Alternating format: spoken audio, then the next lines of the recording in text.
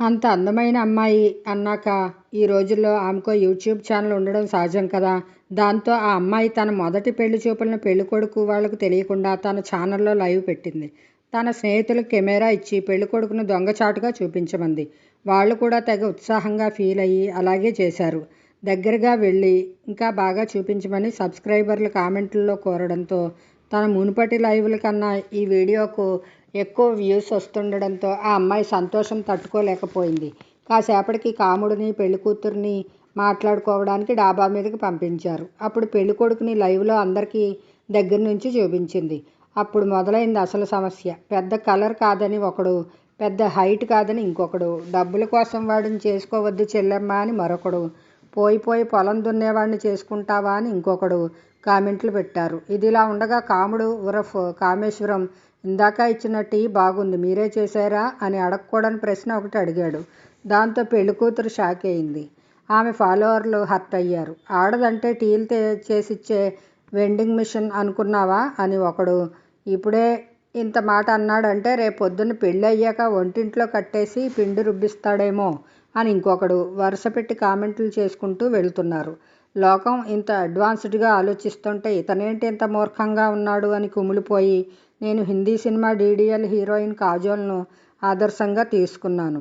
జీవితంలో వంట చేయను, అసలు వంటింట్లోకే వెళ్ళను, నన్ను వంట మనిషిని చేయాలనుకున్న నిన్ను రిజెక్ట్ చేస్తున్నాను అనేసి వెళ్ళిపోయింది పెళ్ళికూతురు. ఆమె అలా ఎందుకు ప్రవర్తించిందో ఇంటికి వచ్చాక కూడా కాముడికి అర్థం కాలేదు. ఫాలోవర్ల ముందు వీరవనితగా పేరు తెచ్చుకునేందుకు అంత సాహసం చేసి ఉంటుందని నేటి తరం అమ్మాయిలను చూస్తున్న కజిన్స్ ఒక అంచనాకి వచ్చారు. రెండో పెళ్లి చూపులకు వెళ్ళాడు. ఈమెకి యూట్యూబ్ ఛానల్ లేదు కానీ ఇన్స్టాగ్రామ్లో రీల్స్ చేస్తుందట. కాబట్టి పెళ్లిలో ఒక 100 రీల్స్ చేయడానికి స్క్రిప్టులు రెడీ చేసి పెట్టుకుంది.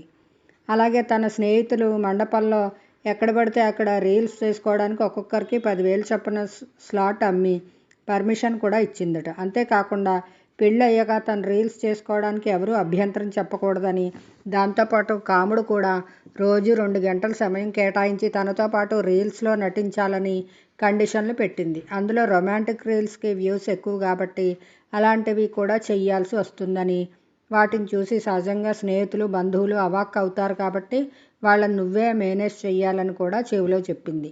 దాంతో వెళ్ళిన దారినే తిన్నగా ఇంటికి వచ్చారు. మరో పెళ్లి చూపుల్లో అమ్మాయిని కాలు కింద పెట్టనీయకుండా గారాబంగా పెంచాం, ఏ పని చెయ్యదు, పని మనుషులను పెట్టి అన్నీ మీరే చేయించుకోవాలి అని, ఇంకో దాంట్లో అమ్మాయికి పిల్లల్ని కనడం పెంచడం అస్సలు ఇష్టం లేదు, సరోగసీలో వేరే అద్దె గర్భం ద్వారా అయితేనే ఈ సంబంధం ఖాయం చేసుకుందాం అని, మరో దాంట్లో పెళ్లికి ముందే మా అమ్మాయి పేరు మీద 25 ఎకరాలు రాసిస్తేనే ఒప్పుకుంటామని, పెళ్లికి ముందే లెక్క పెట్టలేనన్ని చుక్కల్ని చూపించారు. ఇలా 9 సంబంధాల్లో ఒక్కటి కూడా బామ్మకి కాముడికి నచ్చలేదు.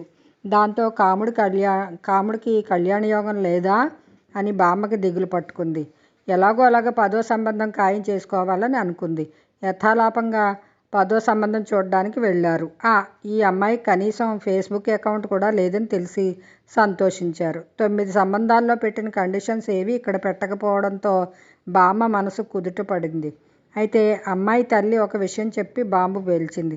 అమ్మాయికి వంట రాదు, ఆ వాసనలు అస్సలు పడవు, అలా అని బయట ఫుడ్ కూడా తిందు, పనివాళ్లతో వంట చేయించడానికి వ్యతిరేకం, వాళ్ళు మారినప్పుడల్లా టేస్ట్ మారి అడ్జస్ట్ అవ్వాలంటే కష్టం, మరి ఇంట్లో వాళ్లే వంట చేసి పెడతామని హామీ ఇస్తే ఈ సంబంధం ఓకే చేసుకుందాం, వంట విషయం పక్కన పెడితే మిగతా అన్ని పనులు తనే చేస్తుంది, వ్యవసాయం చేయించడంలో కూడా దిట్ట, వేరే హెల్త్ ప్రాబ్లం కూడా ఏమీ లేవు అని రిపోర్ట్స్ చూపించేసరికి పుష్టిగా ఉన్న అమ్మాయిని చూసి బామ్మ ఒక్క క్షణం కూడా ఆలస్యం చేయకుండా మా కాముడికి వంట చేయడం అంటే ఎంతో సరదా, నాకన్నా బాగా వంట చేస్తాడు తెలుసా, 100 మందికి వండి పెట్టే సత్తా ఉంది అని చెప్పేసింది.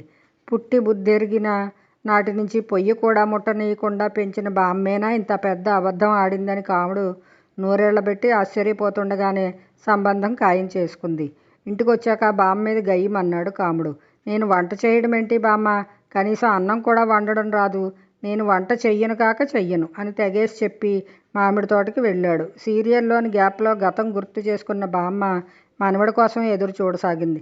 కాసేపటికి కందగడ్డలా మారిన మొహంతో ఇంట్లోకి వచ్చిన కాముడితో తమ బంధుగణంలో ఇంకా పెళ్లి కాని ప్రసాదులు ఎంతమంది ఉన్నారో ఆరా తీసి చెప్పింది. గూగుల్లో చివరికి చాట్ జీపీటీలో వెతికినా కూడా దొరికిన ఆ డేటాకి కాముడు నోరు తెరిచాడు. ఈ రోజుల్లో అమ్మాయిలు దొరకడమే గగనం అయిపోతోంది. దాంతో డిమాండ్ పెరిగిపోయి వింత వింత కండిషన్లు పెడుతున్నారు. ఈ పిల్ల ఎంత లక్షణంగా ఉందో చూశావు కదా. ఒకే ఒక కండిషన్ పెట్టింది. అది తన వల్ల కాని పని కాబట్టి. ఈ రోజుల్లో ఆడ మగ తేడా లేకుండా అందరూ అన్ని పనులు చేసుకుంటున్నారు. ఇద్దరూ ఉద్యోగం చేసేవాళ్ళైతే ఒక్కొక్కళ్ళు ఒక్కో పూట వంట చేసుకుంటారు. అంతెందుకు, అమెరికాలో మీ అమ్మా నాన్న రోజుకొకరు చొప్పున వంతులు వేసుకుని మరీ వండుకు తింటున్నారు. నువ్వు ఈ ఒక్క వంట నేర్చుకుంటే నీ జీవితం గాడిన పడుతుంది నాయనా, ఆలోచించు అని చుబుకం పట్టుకుని బతిమాలింది. బామ్మ బతిమాలిందని కాదు గాని, ఇందాక తోటకు వెళ్ళినప్పుడు పుల్లటి మామిడికాయ కొరగ్గా నోటితో పాటు కాముడు మెదడులోనూ నీళ్లు ఊరాయి. దాంతో తెలిసిన వాళ్ళందరికీ ఫోన్ చేసి సర్వే చేస్తే పెళ్లి విషయంలో ఇప్పుడు అబ్బాయిలే కాంప్రమైజ్ అవ్వాల్సిన పరిస్థితి అని, లేకపోతే జీవితాంతం ఒంటరిగానే మిగిలిపోవాల్సి వస్తుందని ముక్తకంఠంతో చావు కబురు చల్లగా చెప్పారు. ఆ ముక్తకంఠంలో సాఫ్ట్వేర్ ఇంజనీర్లు అయిన తన కజిన్లు, వారి స్నేహితులు, ప్రభుత్వ ఉద్యోగాలు, వ్యాపారులు, చదువు ఉన్నవారు లేనివారు, ఆస్తి ఉన్నవారు లేనివారు, ఒక్క ముక్కలో చెప్పాలంటే కొత్తగా పెళ్ళైన సమస్త మగజాతి ఉంది. అప్పుడు కాముడు బుర్రలో చిన్న ఆలోచన మొలకెత్తింది. నిజంగా బ్రహ్మచారిలా బతకాల్సి వస్తే తనకు ఇతరులు చేసిన వంటలు నచ్చవు. బామ్మ మరో 10-20 ఏళ్ళ తర్వాతైనా పండు రాలక తప్పదు. అప్పుడైనా తన తిండి తాను వండుకోవాల్సిందే కదా. అదేదో ఇప్పటి నుంచి మొదలు పెడితే హాయిగా పెళ్లి కూడా అవుతుంది కదా అనుకున్నాడు. సరే బామ్మ, అని ఇష్టం అనేసి బామ్మ కాళ్ళకు దండం పెట్టి యూట్యూబ్లో వంటలు చేసే వీడియోలు వెతుకుతూ కిచెన్లోకి అడుగుపెట్టాడు. మొదటి పాఠంగా అన్నం టమాటో కూర చేసి వీడియో కూడా తీసి కాబోయే శ్రీమతికి పంపించాడు. దాంతో అక్కడ అమ్మాయికి, ఇక్కడ బామ్మ ఆనందానికి అవధులు లేకుండా పోయాయి. ఇది ఫ్రెండ్స్ ఈరోజు కథ. మీకు నచ్చిందా? నచ్చితే లైక్ చేయండి, సబ్స్క్రైబ్ చేయండి. Thank you.